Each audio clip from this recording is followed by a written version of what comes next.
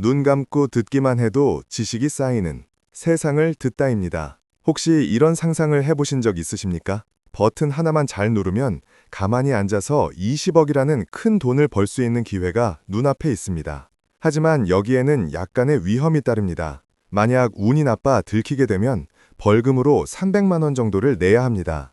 20억 원이라는 엄청난 이익과 300만 원이라는 비교적 작은 손실 사이에서 어떤 선택을 하시겠습니까? 아마 많은 분들이 위험을 감수하고서라도 한번 도전해보고 싶다는 유혹을 느끼실 겁니다. 오늘 드릴 이야기는 바로 이런 유혹이 실제로 벌어지고 있는 우리 사회의 한 단면, 바로 로또 아파트를 둘러싼 부정청약의 실태에 대한 것입니다. 내 집 마련의 꿈을 돕기 위해 만들어진 제도가 오히려 불법을 부추기고 정직하게 살아가는 사람들에게 깊은 상실감을 안겨주고 있는 안타까운 현실을 짚어보고자 합니다. 오늘 우리가 함께 살펴볼 이야기는 크게 4가지입니다. 첫째, 지금 우리 주변에서 얼마나 많은 부정청약이 일어나고 있는지 그 심각한 현황을 살펴보겠습니다. 둘째, 왜 사람들이 이처럼 위험을 무릅쓰고 불법적인 일에 뛰어드는지 그 근본적인 원인을 파헤쳐 보겠습니다. 셋째, 이러한 부정행위로 인해 정작 피해를 보는 사람들은 누구인지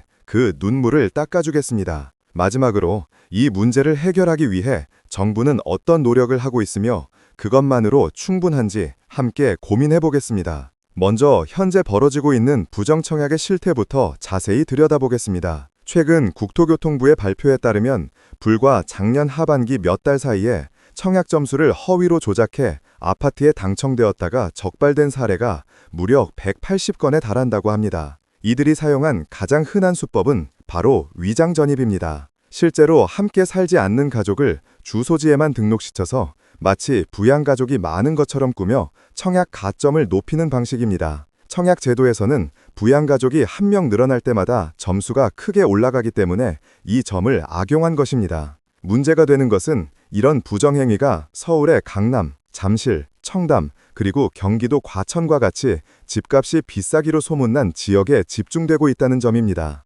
특히 서울 서초구에서 분양한 레미안 원펜타스라는 아파트에서는 가장 많은 위장 전입 사례가 드러났습니다. 이것은 정부의 분양가 상한제 적용을 받아 주변 시세보다 무려 20억 원이나 저렴하게 공급되었습니다. 그러다 보니 당첨만 되면 로또라는 인식이 퍼졌고 결국 수단과 방법을 가리지 않는 불법 행위의 표적이 된 것입니다. 평생을 성실하게 일하고 저축해도 만져보기 힘든 큰 돈을 서류 몇 장 조작하는 것으로 손에 쥘 수 있다는 생각이 우리 사회의 정직과 공정성을 얼마나 심각하게 훼손하고 있는지 보여주는 씁쓸한 현실입니다. 그렇다면 사람들은 왜 이렇게까지 무리한 방법을 동원하는 것일까요? 그 이유는 아주 간단하고도 명확합니다. 불법 행위가 발각되었을 때 감수해야 할 위험에 비해 성공했을 때 얻는 이익이 비교할 수 없을 만큼 크기 때문입니다. 현행법에 따르면 부정청약 사실이 드러나면 아파트 당첨과 계약은 당연히 취소됩니다. 그리고 앞으로 10년 동안은 새로운 아파트 청약을 할 수 없게 됩니다. 또한 법적으로는 3년 이하의 징역 또는 3천만 원 이하의 벌금에 처해질 수 있다고 규정되어 있습니다. 하지만 현실은 사뭇 다릅니다. 법 규정은 엄격해 보이지만 실제 재판에서는 대부분 200만 원에서 300만 원 정도의 가벼운 벌금형으로 마무리되는 경우가 많습니다. 작년에도 위장 전입으로 신혼부부 특별공급 아파트에 당첨되었던 30대 부부가 재판에 넘겨졌지만 결국 벌금 200만 원을 선고받는 데 그쳤습니다. 수억 원, 많게는 수십억 원의 이익을 얻을 수 있는 기회 앞에서 실패했을 때의 대가가 고작 벌금 몇백만 원에 불과하다면 누가 그 검은 유혹을 쉽게 뿌리칠 수 있겠습니까? 마치 믿져야 본전이라는 생각으로 불법에 뛰어드는 사람들이 많아질 수밖에 없는 구조인 셈입니다. 걸리면 운이 없는 거고 안 걸리면 인생 역전이라는 위험한 도박이 지금 대한민국 청약시장에서 공공연하게 벌어지고 있는 것입니다. 이러한 불법과 편법이 판을 치는 동안 진짜 눈물을 흘리는 사람들은 과연 누구일까요? 바로 오랫동안 내 집 마련의 꿈을 안고 차곡차곡 점수를 쌓아온 평범한 우리 이웃들입니다. 수십 년간 무주택자로 살면서 꼬박꼬박 청약 통장에 돈을 붓고 아이를 낳아 기르며 자연스럽게 부양가족을 늘려온 정직한 사람들입니다.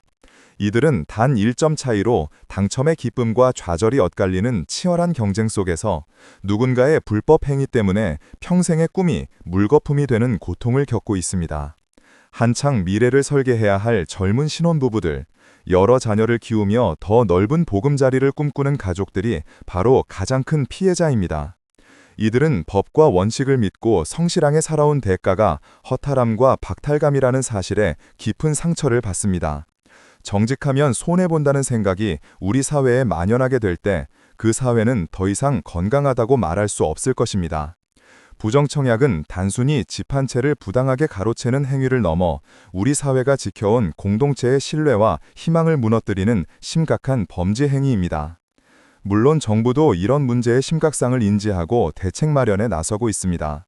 국토교통부는 특히 부양가족 수를 속여 점수를 부풀리는 행위를 원천적으로 막기 위해 서류 확인 절차를 더욱 강화하겠다고 밝혔습니다. 대표적인 방법이 바로 건강보험 요양급여 내역을 확인하는 것입니다.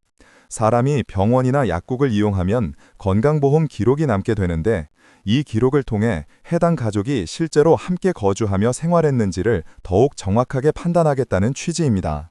단순히 주소만 옮겨놓는 위장전입 수법을 걸러내는데 효과가 있을 것으로 기대됩니다. 하지만 이런 제도적 보완만으로 과연 충분할까요? 많은 전문가들은 처벌 수위를 현실화하지 않는 이상 부정청약의 유혹을 완전히 뿌리 뽑기는 어렵다고 지적합니다. 현재의 솜방망이 처벌로는 범죄를 예방하는 효과를 기대하기 어렵다는 것입니다. 불법으로 얻을 수 있는 이익이 크다면 그에 상응하는 무거운 처벌이 뒤따라야 한다는 목소리가 높습니다. 예를 들어 부정청약으로 얻은 시세 차익을 모두 환수하거나 벌금 액수를 대폭 상향하는 등의 강력한 조치가 설득력을 얻고 있습니다. 결국 불법을 저지르면 반드시 이익보다 훨씬 큰 손해를 본다는 인식이 사회 전반에 확실히 자리 잡을 때 비로소 공정한 청약시장의 질서가 바로 설 수 있을 것입니다. 오늘은 로또 아파트의 그림자에 가려진 부정청약의 실태에 대해 이야기 나누어 보았습니다.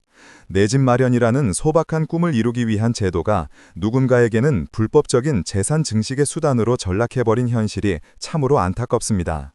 무엇보다 이러한 부정행위가 성실하게 살아가는 대다수 이웃들의 희망을 꺾고 있다는 점에서 우리 모두가 관심을 가져야 할 문제입니다. 제도의 허점을 보완하고 처벌을 강화하는 노력과 더불어 정직과 신뢰라는 사회적 가치를 굳건히 지켜나가려는 우리 모두의 의지가 필요할 때입니다. 오늘 이야기가 우리 사회의 공정성에 대해 다시 한번 생각해보는 계기가 되셨기를 바랍니다. 더 많은 지혜로운 이야기를 듣고 싶으시다면 세상을 듣다 채널을 구독해 주시면 저희에게 큰 힘이 됩니다. 다음 시간에도 더욱 유익하고 깊이 있는 내용으로 찾아뵙겠습니다. 감사합니다.